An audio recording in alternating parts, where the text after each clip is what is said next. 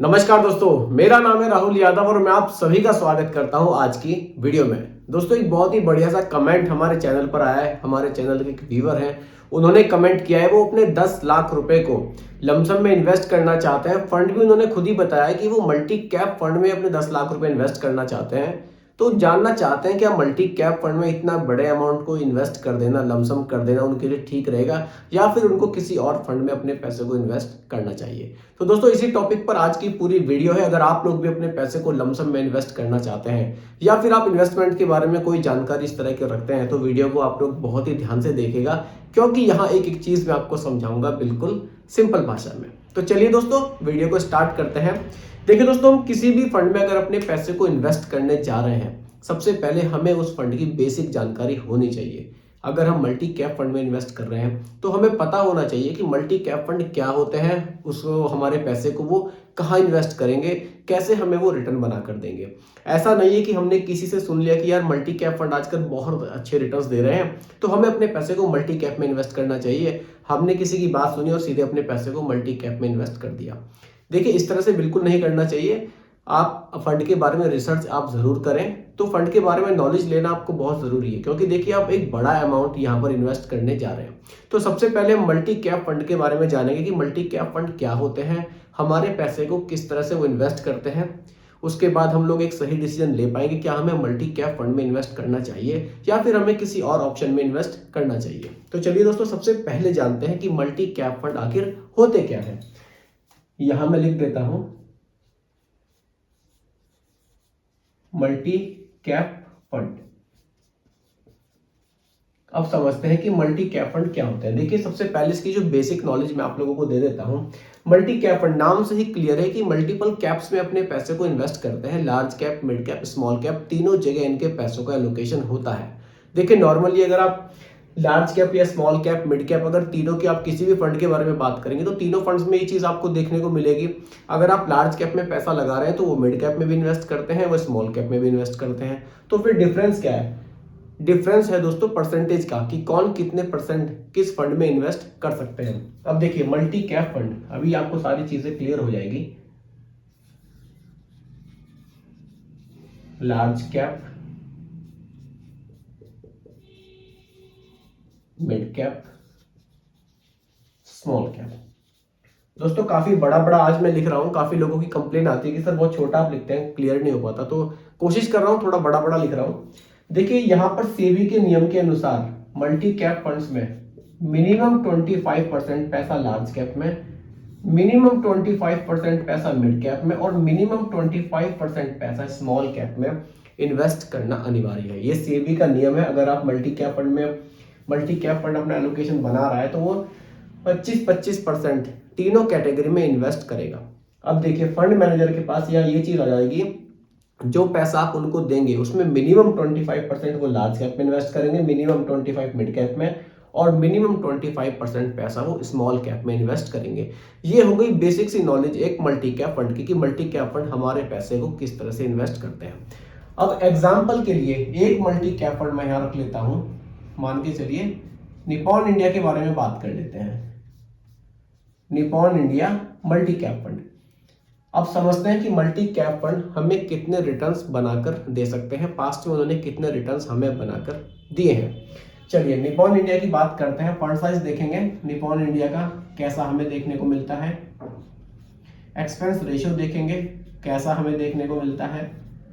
Holdings को समझने की थोड़ी कोशिश करेंगे, कैसी इस फंड ने बनाई है। होल्डिंग्स का एक बेसिक फंडा मैंने आपको समझा दिया है कि मिनिमम 25 तो इनको रखना ही है। बाकी का जो 25% बचता है, वो फंड मैनेजर अपने हिसाब से चाहे लार्ज कैप में एलोकेशन बढ़ा लें, चाहे मिड कैप में बढ़ा लें और चाहे स्मॉल कैप में वो अपना एलोकेशन बढ़ा सकते हैं। जहां उनको सिचुएशन के अकॉर्डिंग सही लगता है कि इसमें मुझे बढ़ा लेना चाहिए, तो वो उसमें अपना एलोकेशन बढ़ा सकते हैं। चलिए, सबसे पहले निपॉन इंडिया स्मॉल कैप जो हमने एग्जांपल के लिए यहाँ एक फंड रखा है, उसके बारे में थोड़ी सी डिटेल हम लोग समझेंगे। देखिए, Nippon India multi cap, sorry मैंने स्मॉल कैप बोल दिया था। देखिए, निपॉन इंडिया मल्टी कैप, अगर फंड साइज की मैं बात करता हूँ, 20,930 करोड़ रुपए लोगों ने इस फंड में इन्वेस्ट किए हुए हैं। एक्सपेंस रेशियो की अगर मैं बात करूं, 0.9 4% का एक्सपेंस रेशियो हमें यहाँ देखने को मिलता है। अब देखिए होल्डिंग्स पे अगर हम आते हैं कि हमारे पैसे को कहाँ इन्वेस्ट किया जा रहा है, मार्केट कैप के हिसाब से अगर होल्डिंग्स की मैं बात करूँ, लार्ज कैप, मिड कैप और स्मॉल कैप। देखिए लार्ज कैप में इन्होंने 41% पैसा इन्वेस्ट किया हुआ है, मिड कैप में इन्होंने किया हुआ है 26.5% पैसा और स्मॉल कैप में इन्होंने किया हुआ है 30.4% पैसा। इस तरह से लोकेशन इस फंड ने अपना बनाया हुआ है। देखिए मिनिमम 25 रखना अनिवार्य है। इन्होंने लार्ज कैप के लोकेशन को यहाँ पर बढ़ाया है, 25 की जगह इन्होंने 41 को रखा है। तो यहाँ थोड़ा सा सेफर ये चलना चाह रहे हैं, क्योंकि लार्ज कैप में इंडिया की टॉप 100 कंपनियों में पैसा इन्वेस्ट किया जाता है। इस तरह से पोर्टफोलियो इन्होंने अपना बनाया हुआ है। तो ये बेसिक सी चीज हो गई दोस्तों मल्टी कैप फंड की, कि मिनिमम आपके 25% पैसा तीनों कैटेगरी में इन्वेस्ट हो जाएगा। अब ये चीज आपको सुनने में काफी अच्छी लग रही होगी कि मल्टी कैप फंड तो बहुत अच्छा है कि मैंने कुछ पैसा इन्वेस्ट किया और मेरा तीनों जगह पैसा इन्वेस्ट हो गया। ठीक है, ये चीज आपको अच्छी लग रही होगी, अच्छी है, लेकिन इसमें देखिए हर चीज के कुछ पॉजिटिव और कुछ नेगेटिव पॉइंट्स तो होते ही हैं। अगर मैं नेगेटिव पॉइंट्स की यहाँ बात करूं, मान लीजिए कभी कभी परिस्थिति देखिए हमेशा एक जैसी नहीं होती है, कभी कभी परिस्थिति डिफर भी हो सकती है। मान लीजिए उस समय स्मॉल कैप के एलोकेशन में को बढ़ाना फंड मैनेजर के लिए काफी मुश्किल हो रहा है। उसको लग रहा है कि स्मॉल कैप कैटेगरी अभी काफी लो है, कि मेरा पैसा लो हो सकता है, फिर भी 25% पैसा उनको स्मॉल कैप में इन्वेस्ट करना ही होगा। अगर उसी तरह से उनको लग रहा है कि इस समय लार्ज कैप कंपनियों की परफॉर्मेंस अच्छी नहीं है, लार्ज कैप में पैसा इन्वेस्ट करने से प्रॉफिट नहीं होगा, तब भी 25% पैसा तो लार्ज कैप में इन्वेस्ट करना ही होगा, क्योंकि ये सेबी के नियम के अनुसार है। 25% पैसा हर परिस्थिति में फंड मैनेजर को यहाँ इन्वेस्ट करना ही होगा। तो एक negative points multi cap funds का ये भी निकल कर आता है। चलिए अब बात करते हैं रिटर्न्स की। अगर आप Nippon India multi cap fund में अपने पैसे को इन्वेस्ट करने जा रहे हैं तो रिटर्न्स भी देख लेते हैं कि Nippon India multi cap fund ने कितने बनाकर दिए हैं। देखिए दोस्तों रिटर्न्स की अगर मैं यहाँ बात करूं, लास्ट के 10 इयर्स के डायरेक्ट अगर मैं रिटर्न्स की यहाँ पर बात करूं, लास्ट के 3-5 इयर्स के रिटर्न्स की बात ना करते हुए, तो रिटर्न्स काफी अच्छे बनाकर दिए हैं। 17% के रिटर्न्स हमें यहाँ पर देखने को मिले हैं। तो रिटर्न्स ठीक ठाक है फंड के। अगर आप लमसम इस फंड में करना चाहते हैं और आप रिस्क लेने में कैपेबल हैं कि हाँ मैं रिस्क ले सकता हूं, देखिए रिस्कोमीटर के हिसाब से ये fund very high risk category में आता है, वेरी हाई रिस्क कैटेगरी में ये फंड आता है। अब बात करते हैं सेकंड ऑप्शन की। देखिए ऑप्शन ये भी ठीक है, अगर आप सब कुछ डिपेंड करेगा आपके रिस्क टॉलरेंस पर, आप रिस्क कितना ले सकते हैं। अगर आप रिस्क लेने में सक्षम हैं तो रिटर्न्स आपके सामने है, फंड पूरा आपके सामने, मल्टी कैप फंड क्या होता है सब कुछ मैंने आपके सामने क्लियर कर दिया है। 17% के रिटर्न्स भी पास्ट में देखने को मिले हुए हैं।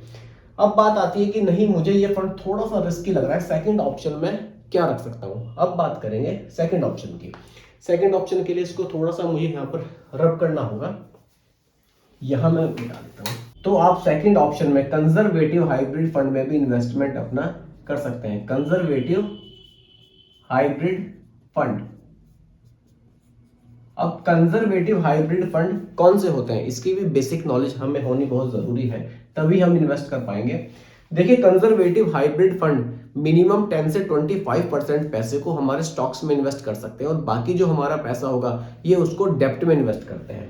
देखिए 10% से 25% तक हमारा पैसा स्टॉक्स में इन्वेस्ट होगा और मान लीजिए 25% पैसा हमारे स्टॉक्स में इन्वेस्ट हुआ तो बाकी का 75% पैसा हमारा डेप्ट में इन्वेस्ट होता है। डेप्ट में गवर्नमेंट सिक्योरिटीज में हमारे पैसे को इन्वेस्ट किया जाता है, जहां पर आपको रिटर्न्स तो थोड़े से कम मिलते हैं लेकिन वहां पर आपको जो रिस्क है आपका वो बहुत कम हो जाता है। रिस्क यहाँ पर बिल्कुल कम हो जाता है और यहाँ पर स्टॉक्स में अगर हम पैसे को इन्वेस्ट कर रहे हैं तो यहाँ रिस्क हमारा ज्यादा रहता है। तो एक तरह से एक मिला जुला ये आपको कंजर्वेटिव हाइब्रिड फंड देखने को मिल जाएगा, जिसमें ज्यादा पैसा आपका 75% पैसा आपका सेफ रहेगा और बाकी का 25% पैसा आपका स्टॉक्स में इन्वेस्ट किया जाएगा, जहां से आपको रिटर्न्स बनाकर दिए जाएंगे। आप ये इस तरह से भी इसको कह सकते हैं, मान लीजिए आपने कोई दाल तैयार करी और उसमें दाल में आपने स्टॉक्स का तड़का लगा दिया अपने टेस्ट को बढ़ाने के लिए। वही काम हमारा ये 10 से 25% पैसा जो स्टॉक्स में इन्वेस्ट होगा वही काम करेगा हमारे टेस्ट को बढ़ाने का। अब आप 75% पैसा तो डेब्ट में इन्वेस्ट कर रहे हैं, जहां रिटर्न्स आपको कम देखने को मिलते हैं, लेकिन पैसा आपका सेफ रहता है। थोड़ा सा पैसा स्टॉक्स में इन्वेस्ट हो जाता है तो रिटर्न्स आपके बढ़ जाते हैं। ज्यादा पैसा आपका सेफ साइड ही इन्वेस्ट यहाँ पर रहता है। अब यहाँ पर अगर मैं रिटर्न्स की बात करूं, एक एग्जांपल आपको यहाँ पर भी देता हूं मैं फंड का, तो आप देख लीजिए कितने रिटर्न्स आप यहाँ जनरेट कर सकते हैं, फिर आप अपने रिस्क टॉलरेंस के हिसाब से सही डिसीजन अपने लिए एक ले पाएंगे।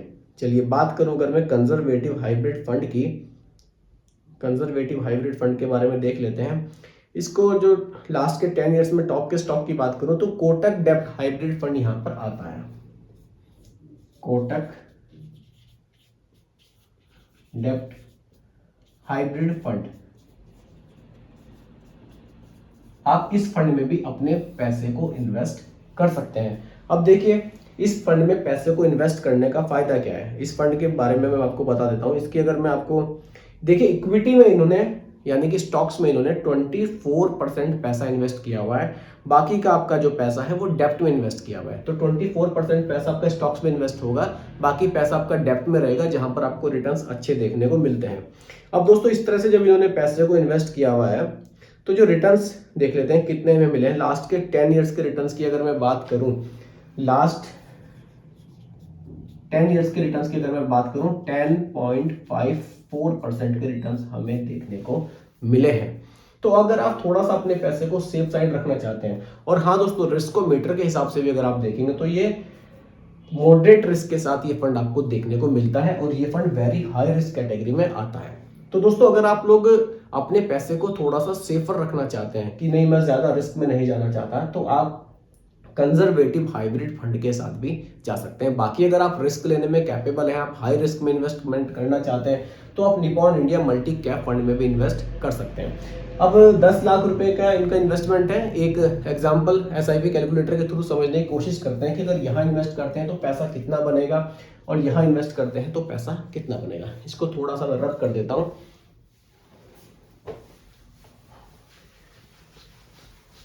एक लमसम कैलकुलेटर के थ्रू अब हम लोग इसको समझ सकते हैं। देखिए दोस्तों, मान लीजिए यहां पर रखते हैं multi cap fund, multi cap fund, और यहां रखते हैं अपना कंजर्वेटिव हाइब्रिड फंड। देखिए इन्वेस्टमेंट दोनों जगह 10 लाख रुपए हम लोग रखेंगे। रिटर्न्स की अगर मैं बात करूं, देखिए यहां पर हमें 17% का देखने को मिला था, वही लेकर चलूंगा। कंजर्वेटिव हाइब्रिड फंड की अगर मैं बात करूं, यहां पर हमें लगभग 10.5 से 11% के रिटर्न्स नॉर्मली देखने को मिलते हैं। चलिए यहां पर एग्जांपल के लिए 10% ही लेकर चलते हैं। ड्यूरेशन की अगर मैं बात करूं, दोनों की 10 ईयर्स रख लेते हैं। उसके बाद देखते हैं कि रिटर्न्स हमें दोनों फंड में से कौन कितने बनाकर दे सकता है। अगर आप 10 लाख रुपए इन्वेस्ट यहां पर कर रहे हैं तो चलिए एक अपना लमसम कैलकुलेटर हम चलाते हैं, उसकी सहायता से अब इसको हम थोड़ा सा समझने की कोशिश करेंगे कितने रिटर्न्स हमें यहाँ पर देखने को मिल सकते हैं। देखिए दोस्तों 10 लाख रुपए आप यहाँ पर इन्वेस्ट कर रहे हैं। एसआईपी कैलकुलेटर लमसम कैलकुलेटर में जाते हैं, 10 लाख रुपए,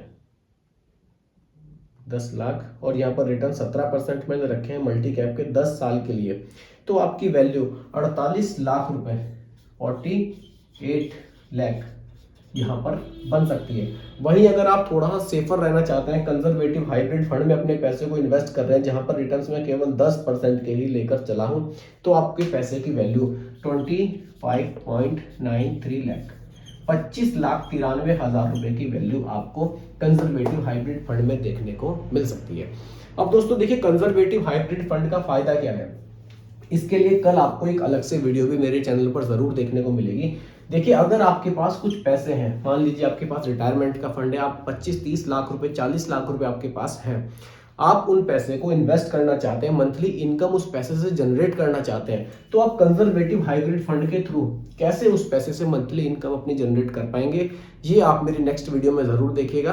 कल मैं इस टॉपिक पर एक वीडियो आप लोगों के लिए लेकर आने वाला हूँ।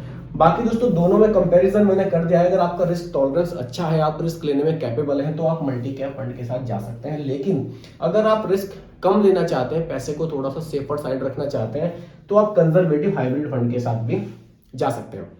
बाकी दोस्तों ये कोई रिकमेंडेशन नहीं है, एजुकेशनल पर्पस वीडियो आप लोगों के लिए बनाई गई है। बाकी मेरी वीडियो आपको कैसी लगी कमेंट में जरूर बताइएगा, पसंद आई हो तो लाइक शेयर भी कीजिएगा, और मेरे चैनल पर अगर आप नए हैं इसको भी सब्सक्राइब आप जरूर कीजिएगा। धन्यवाद।